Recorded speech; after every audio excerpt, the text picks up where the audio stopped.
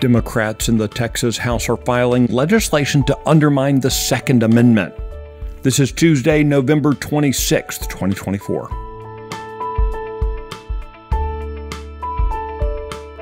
Texas Scorecard presents the day's first news for the Lone Star State, the Texas Minute, with your host, Michael Quinn Sullivan.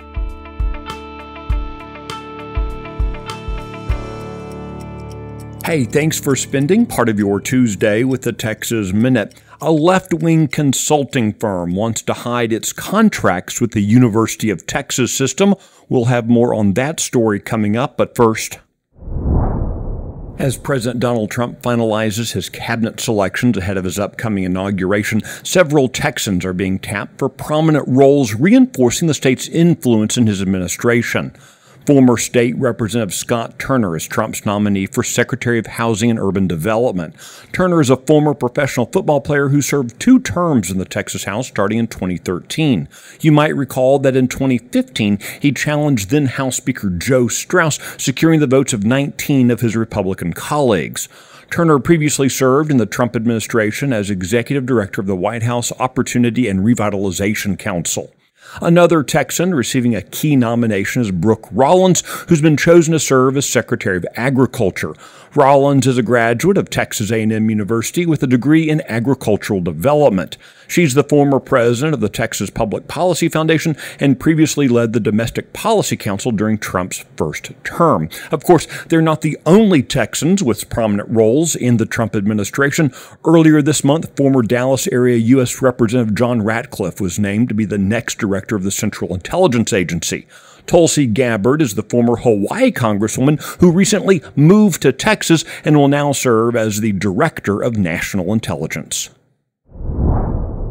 A now former employee of a tiny West Texas school district has pleaded guilty to embezzling more than $250,000 meant for educating students and using the money for personal expenses.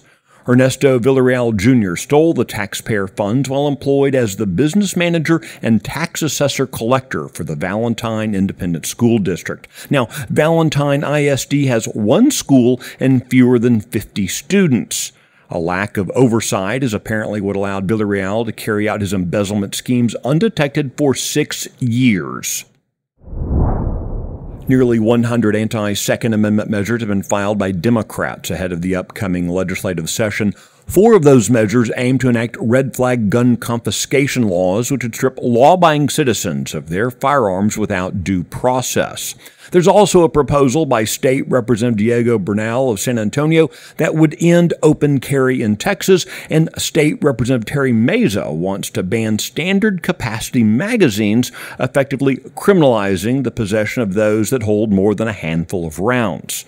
On the other side of the aisle, and in contrast to those efforts, you have Republican State Representative Briscoe Cain of Deer Park, who's proposed a measure that would ban red flag laws and protect citizens from unconstitutional gun confiscation. And then there's Republican State Representative Ben Bumgarner of Flower Mound, who's filed legislation that would eliminate sales tax on firearms, ammunition, and accessories. The Texas Minute will be right back. Do you feel increasingly isolated? Like the world has gone insane and you are part of one small, clear-headed remnant? Let me be the first to tell you, you're not alone. I'm Sarah Gonzalez, and on my new show, Come and Take It, I'm going to call out the crazy so you can be empowered to change Texas and the nation. Overcome the schemes of the left designed to keep Texans paralyzed and silent. Watch or listen to Come and Take It today.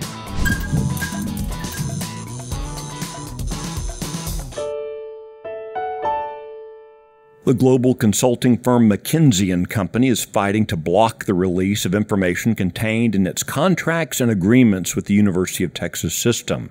McKinsey counts itself among the big 3 management consulting firms in the United States. However, some of their consulting advice may conflict with a recently enacted law in Texas concerning the spread of DEI and woke policies in higher ed. The firm has a well-documented history of advocating for so-called diversity, equity, and inclusion programs, as well as LGBTQ+ and other measures favored by the radical gender ideology movement. Last month, Texas Scorecard sent a Public Information Act request to the UT system for its contracts with McKinsey. On October 16th, though, the system appealed this request to Texas Attorney General Ken Paxton. In its appeal, UT stated that it took no position on the request, but said McKinsey, quote, has not agreed to the release of the information at issue. McKinsey is arguing that the records would reveal confidential financial information that they say could give an advantage to its competitors if disclosed. Attempts to report on McKinsey's relationship with other states' government-funded universities have also been thwarted by the firm. When big companies fight so hard to keep secret their dealings with government, you know the taxpayers aren't being served. You can find the details of all the stories mentioned today and keep up with the latest news by visiting TexasScorecard.com. This edition of the Texas Minute was based on the original reporting of Brandon Waltons, Aaron Anderson, Emily Medeiros, and Valerie Munoz. Assuming everything went according to plan, Walker York produced today's edition and got it delivered to your ears. I look forward to seeing you right around the Lone Star State. Have a great day. Thanks for listening to the first news of the day for the Lone Star State. This has been the Texas Minute with your host, Michael Quinn Sullivan. And yes, everything did go as planned.